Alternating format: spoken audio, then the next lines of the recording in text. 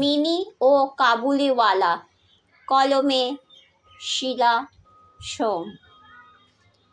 রবি ঠাকুরের অনবদ্য সৃষ্টি মিনি ও কাবুলিওয়ালা জয় করেছে পাঠকের মন, যায় না সহজে ভোলা। ছোট্ট মিনি শুধু বকে অনর্গল, কত কথা তার মনে। বাবাকে বলে তার মনের কথা, স্বপ্নেরই জাল বনে। একদিন এলো কাবুলিওয়ালা, রহমত তার নাম। মেওয়া কিশমিশ পেস্তা বাদাম হাঁক দেয় অবিরাম।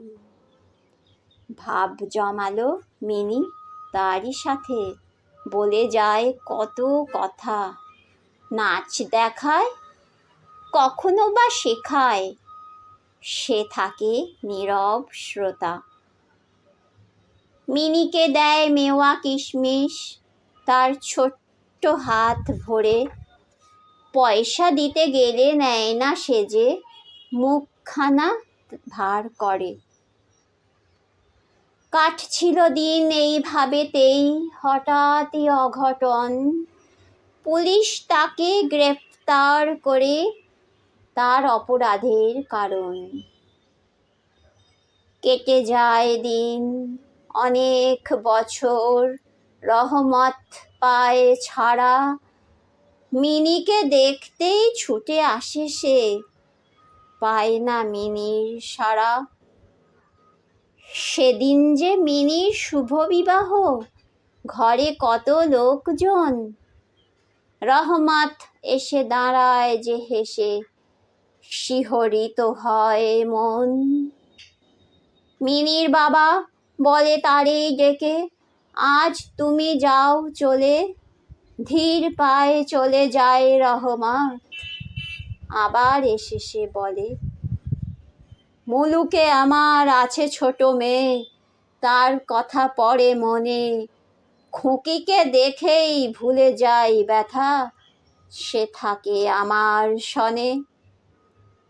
বলে দেখায় এক ছোট্ট কাগজ, ছোট দু হাতের ছাপ। এইটা যে আমার মেয়ের বাবু, মনে হয় অনুতাপ।